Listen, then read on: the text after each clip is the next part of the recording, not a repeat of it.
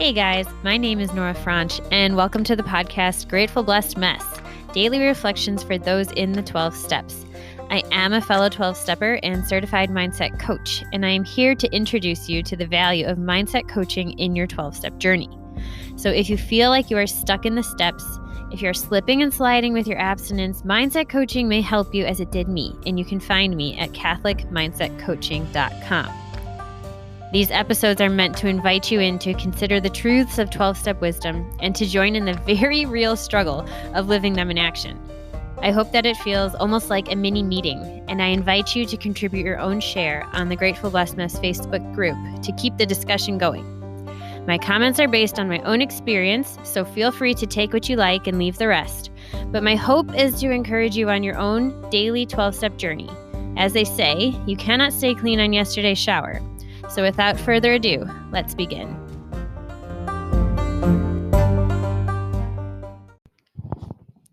Hey guys, we are reading from Melody.The's The Language of Letting Go, and we are going to do it today and tomorrow because the topic that is listed before the one that I chose for today is also very good and comes up for me personally a lot, but the one we're doing today is a topic that I was journaling about this morning in my prayer time journal time that made me want to pick it because why not? Here we go.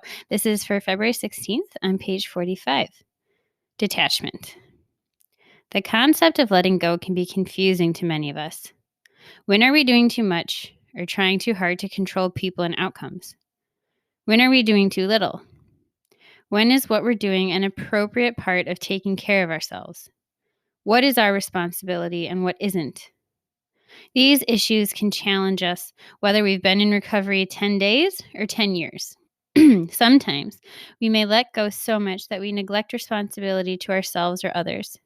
Other times we may cross the line from taking care of ourselves to controlling others and outcomes.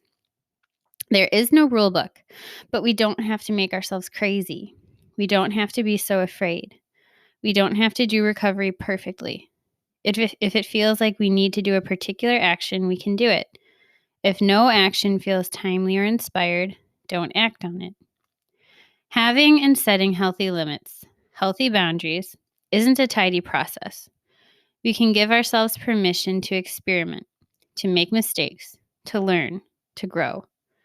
We can talk to people, ask questions, and question ourselves. If there's something we need to do or learn, it will become apparent.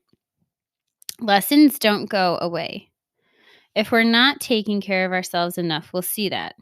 If we're being too controlling, we'll grow to understand that too. Things will work out. The way will become clear. Today, I will take actions that appear appropriate. I will let go of the rest. I will strive for the balance between self-responsibility, responsibility to others, and letting go. Holy cow. That's like it. That's like how to live in a nutshell. That is the work of the 12 steps that gets you to exactly that point. And self-responsibility, that's JP2's self-awareness and self-possession. That's self-mastery. Go on my website, Healing of the Heart and Transforming of the Mind through Christian Self-Mastery. That is what we're trying to do here. That is my goal for working with anyone who reaches out to me is knowing where I have responsibility to self, where I have responsibility to others, and letting go of where I do not. And a topic that came up for me a lot that was really illuminating to me, like earlier on, was this concept of people pleasing, because it's something that I do. And in a way, it can make you look like, oh, you poor thing, you're always, this is not true for me, but this is kind of, I feel like the overall idea of people pleasers. Like, oh, you're always thinking of other people. You're not thinking of yourself. You're always sacrificing. You need to take some time for you. And what I came to learn about myself, that it just made so much sense. Like I just saw it in me so much that I'm claiming it for myself, is that I used people pleasing. I used anticipating their needs or dancing around to do what they wanted or meet their expectations, because then I felt better, because then there was less tension. So I wasn't pleasing others for them. I was doing it for my own emotional, you know, equilibrium because it was so uncomfortable. I could not handle the discomfort of someone else being disappointed or upset with me, that I would jump through hoops and bend over backwards and do all these things for you so that I didn't have to live in the discomfort of disappointing you. Do you see how I made it all about me when it sounds like it's all about the other person?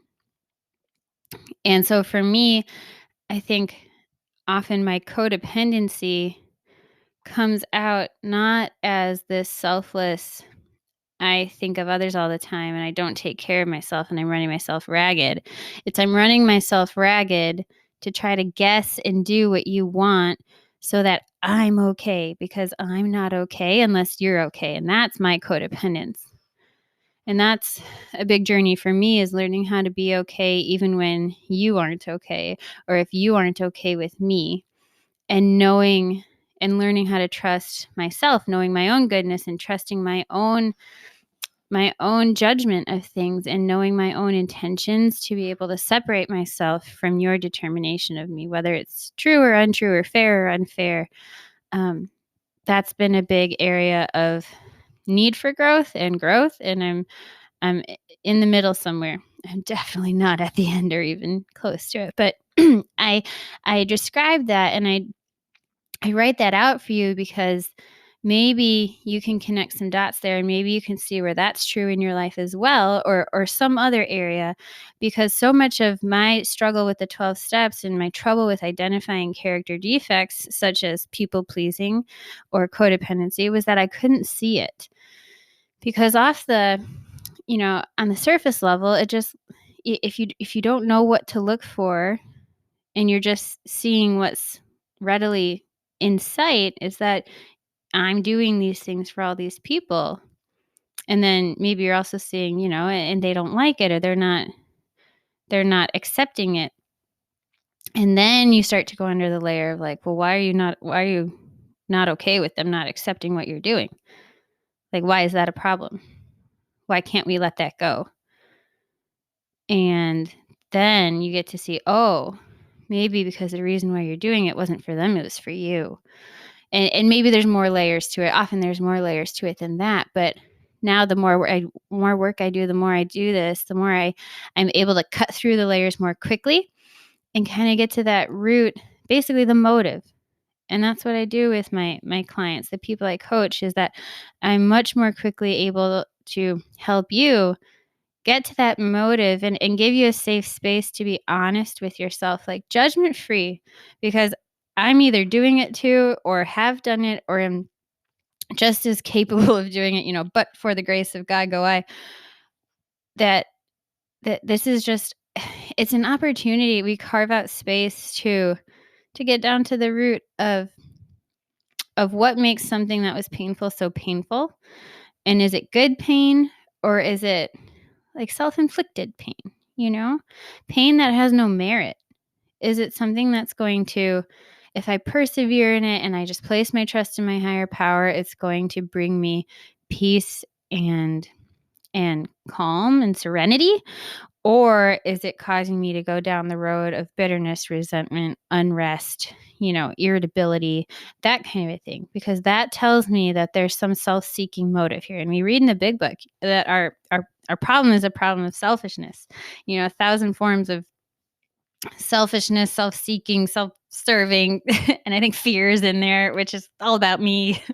That's the root of our disease. And it's we see the physical disease, but we know we've learned it's a spiritual disease.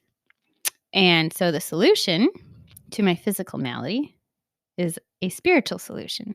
And that's what this work of like character development, whatever you want to call it, virtue, self-mastery, it all means the same thing. But the beauty, if you have a higher power and if you have some roots in, like for me, my Catholic faith, where it gives me really strong guardrails and guidelines to what is good and true and just and virtuous and all those things, is it really makes it very clear. It makes it help me. It makes it easy to know whether I'm moving towards, on a road toward my higher power, or if I'm walking away. So, some food for thought. With that, I pass.